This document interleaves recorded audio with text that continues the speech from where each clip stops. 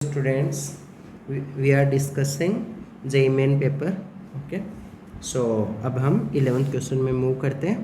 तो इसमें क्या है, लास्ट 10 क्वेश्चन है ना, प्रीवियसली 2 वीडियो में गिवन है, तो पहले वो देख लेना और फिर ये देखना.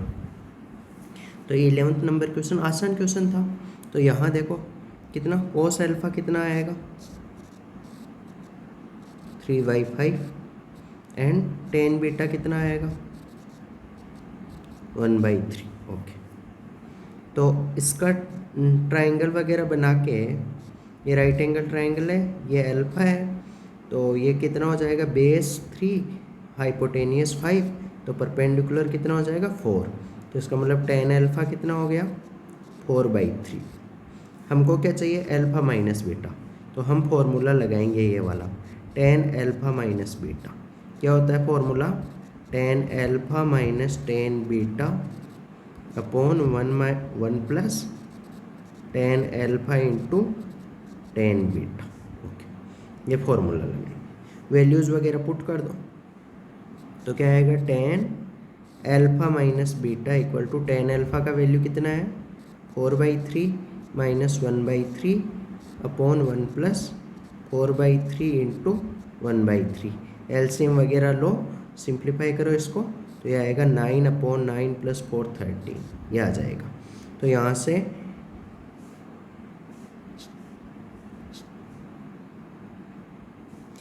से अल्फा माइनस बीटा कितना आया, वो आया टेन इनवर्स 9/13. देखो ऐसा कौन सा ऑप्शन है, तो देखो पहला ऑप्शन गलत हो गया, लास्ट ऑप्शन गलत हो गया. हो सकता है सेकंड सही हो सकता है थर्ड सही हो. तो वो कैसे पता चलेगा हमको अल्फा माइनस बीटा चाहिए, तो इसका ट्राइंगल बनाना पड़ेगा. इसका ट्राइंगल बना लो. टेन क्या होता है, टेन होता है परपेंडिकुलर अपॉन बेस. तो ये 9,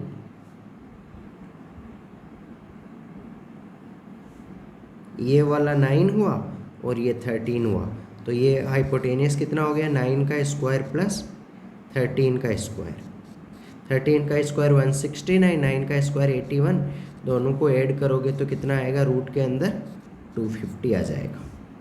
तो अगर मैं साइन की बात करूं अल्फा माइनस बीटा को, अगर साइन के अंदर लिखूं साइन इनवर्स, तो क्या होगा परपेंडिकुलर 9 अपॉन हाइपोटेनियस रूट का 250. इसको सिंप्लीफाई करो तो क्या आएगा साइन इनवर्स 9/250 में से 5 रूट 10.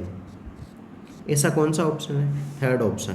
तो हमारा इस क्वेश्चन के लिए कौन सा ऑप्शन करेक्ट हो जाएगा, थर्ड वाला ऑप्शन. ये वाला ऑप्शन करेक्ट हो जाएगा, ये करेक्ट हो जाएगा. तो देखो इसमें हो सकता है तुमको ये वाला कैसे लिया मैंने, ट्राइंगल वगैरह कैसे बनाया, ऐसा क्यों किया, तो उसके लिए पहले इनवर्स ट्रिगोनोमेट्री का थ्योरी रिवाइज करना ज़रूरी है. Okay, we will move to next sum. तो ये 12th क्वेश्चन में क्या गिवन है कि फंक्शन है वो ट्वाइस डिफरेंशिएबल है, और एफ डबल डैश एक्स क्या है ग्रेटर देन 0 है. तो इससे क्या सीखा तुमने, क्या गिवन है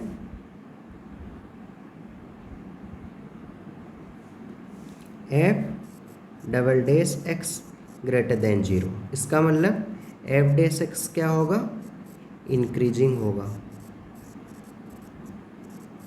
F dash x increasing function होगा, बोल सकते हो ये. Okay, for x 0 to 2, if 5x ये है तो हम 5x लेते हैं. 5x इक्वल टू क्या गिवन है F of x plus F of 2 minus x. Correct. तो अब ऑप्शन में देखो क्या क्या गिवन है, डिक्रीजिंग पूछ रहा है, इंक्रीजिंग, डिक्रीजिंग, इंटरवल की बात हो रही है इंक्रीजिंग और डिक्रीजिंग के. तो वो किसके लिए, 5 के लिए, 5x के लिए. हमको 5x के लिए इंटरवल की बात हो रही है. तो 5x इंक्रीजिंग और डिक्रीजिंग होगा, ये कैसे पता लगेगा, इसको डिफ्रेंशिएट करके नंबर लाइन पे रिप्रेजेंट करेंगे. तो पहले डिफ्रेंशिएट करेंगे, जो पॉइंट आएंगे क्रिटिकल पॉइंट्स वो फाइंड करेंगे. तो क्या एफ डैश एक्स और एफ ऑफ 2, इसका क्या होगा differentiation, F dash 2 minus x into ये वाले माइनस एक्स का डिफ्रेंशिएशन -1। ओके, तो अगर पहले हम बात करें इंक्रीजिंग की, फॉर इंक्रीजिंग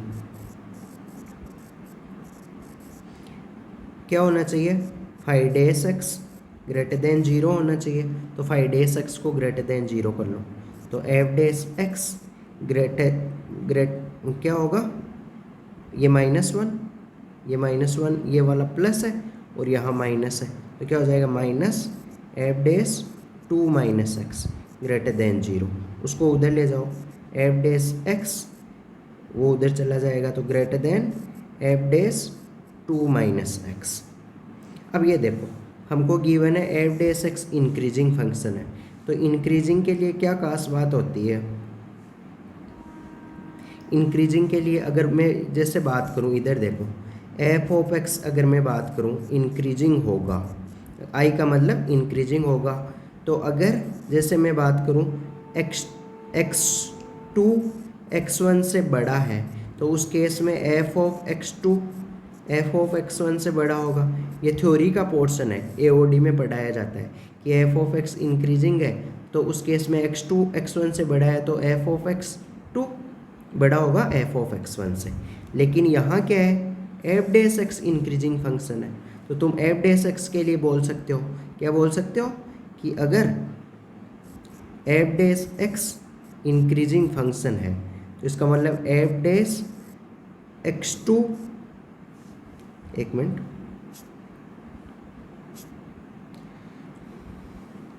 अगर x2 बड़ा होगा x1 से, उस केस में f(x2) बड़ा होगा किससे, f(x1) से।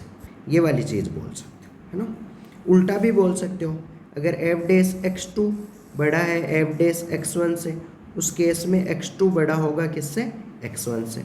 तो यही चीज़ है, जैसे ऐसे मान लो कि ये अंदर वाला क्या है, x2, और ये पूरा चीज़ क्या है, x1 है, तो f(x2) बड़ा है, क्या बोल सकते हो, f(x2) बड़ा है f(x1) से। इस केस में उल्टा क्या बोल सकते हो तुम, x2 बड़ा होगा x1 से। x2 का वैल्यू पुट कर दो, x2 किसको माना तुमने, x को, और x1 किसको माना, 2 - x को। तो x2 कितना है, x बड़ा होगा 2 - x से। इधर ले आओ, 2x बड़ा होगा 2 से, तो इसका मतलब x बड़ा होगा किससे, 1 से। तो जब x 1 से बड़ा है, x क्या है, 1 से बड़ा, लेकिन ऑलरेडी गिवन है मैक्सिमम वैल्यू क्या हो सकता है, 2। इसका मतलब जब तुम क्या बोल सकते हो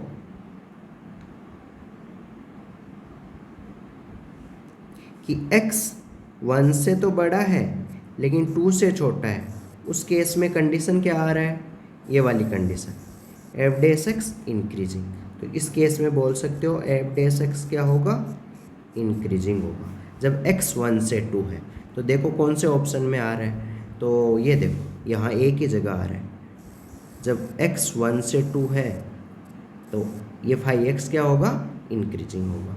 तो ऑटोमेटिकली दूसरा वाला क्या हो जाएगा, डिक्रीजिंग, या वो सेम चीज़ कर सकते हो क्या, यहाँ 5x ग्रेटर देन 0 किया है, उसकी जगह क्या करोगे, डिक्रीजिंग के लिए 5x लेस देन 0 कर लोगे, है ना। तो उससे ये पता लग जाएगा। होप इसमें कोई भी डाउट हो रहा है, इससे कैसे आया, तुम अपने से इस क्वेश्चन को कैसे सोच पाओगे, उसके लिए ये क्वेश्चन तुमसे अपने से बन जाए, उसके लिए इसका थ्योरेटिकल पोर्शन पे स्ट्रॉन्ग होना चाहिए, थ्योरी वाला पोर्शन अच्छा स्ट्रॉन्ग होना चाहिए। उसके लिए तुम लाइव क्लास वगैरह लगवा सकते हो, ओके। और कोई भी डाउट है तो कमेंट वगैरह में पोस्ट कर सकते हो। Whenever I will be free I will clarify your doubts, okay. Thank you. Now we will move to next sum. तो ये क्वेश्चन में क्या गिवन है हमको, ये सीरीज गिवन है, तो तुमको क्या सोचना है, ये सोचना है, यहाँ देखो 2 है, 5 है, 8 है, तो ये अलग से लिखे आप, 2 5 8 11, ये क्या है, AP है।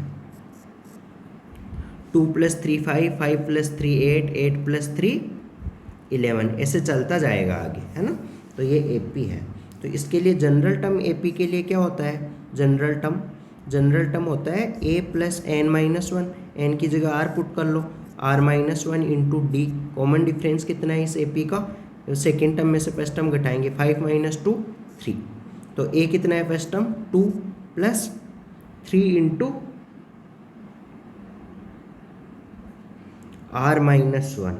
ओके, तो तुम ओके ये जो भी कितना 3 इंटू आर माइनस वन। लेकिन यहाँ देखना पड़ेगा तुमको, यहाँ क्या है, एक बार मैं इसको लिख रहा हूँ 2 into 20C0 plus 5 into 20C1 और 8 इंटू 20C2। तो इसके अनुसार देखना पड़ेगा कि क्या टर्म लिखा जाए। तो ये देखो, इस 5 को क्या लिख सकते हो तुम, इस वाले 5 को लिख सकते हो तुम 2 प्लस 3 इंटू 1। इस 8 को क्या लिख सकते हो 2 प्लस 3 इंटू 2। तो एक चीज़ ऑब्जर्व कर रहे हो कि यहाँ जो 1 है तो यहाँ 1 होगा,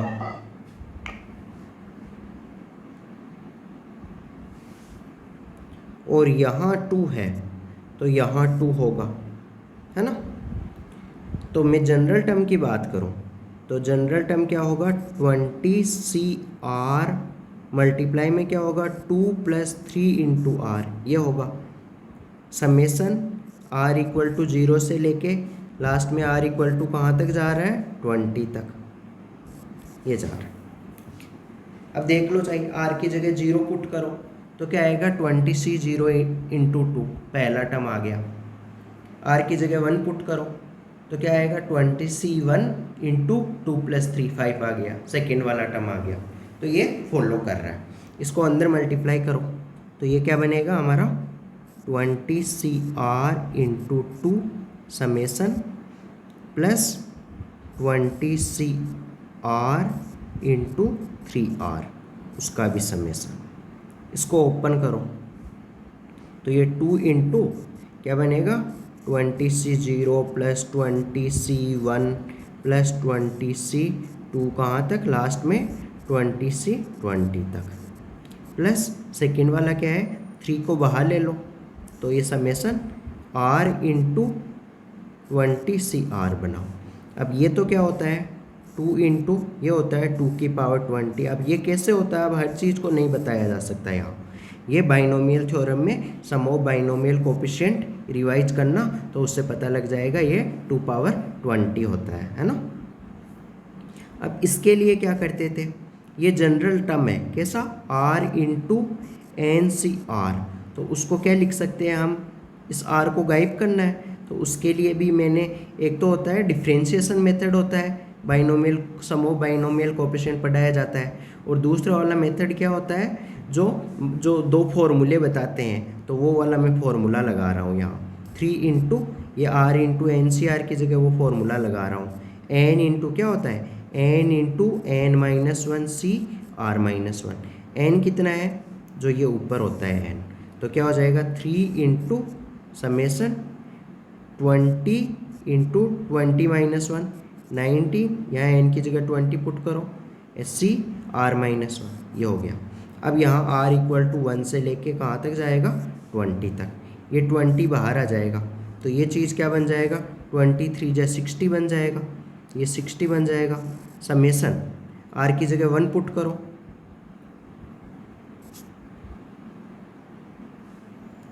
तो क्या आएगा, R की जगह 1 पुट किया तो क्या आएगा 19C0, ऐसे R की जगह 2 पुट करो 19C1, लास्ट में R की जगह 20 पुट करो तो क्या आएगा 19C19। ये चीज़ क्या बना 60 इंटू 2 की पावर 19, ये वाला सेकेंड टर्म हो गया। अब ये कैसे आ गया, इससे ये फॉर्मूला के ये वाले टर्म से ये वाला फॉर्मूला मैंने कैसे लिखा, n तो ये ऊपर वाला है, ये 20n है, तो ये फॉर्मूला कैसे लिखा, उसके लिए बाइनोमियल थ्योरम का क्लास नोट्स रिवाइज कर सकते हो या फिर जो प्लेलिस्ट में देख सकते हो बाइनोमियल थ्योरम के वीडियो, और उसमें जो चैनल पे जाके और उनको एक बार उनके थ्रू जाके फिर ये क्वेश्चन तुम अपने से कर सकते हो और फिर इस क्वेश्चन में आ सकते हो। ओके, तो इन दोनों को ऐड करना है हमको, तो इन दोनों में कॉमन क्या आएगा, इन दोनों को प्लस करना है,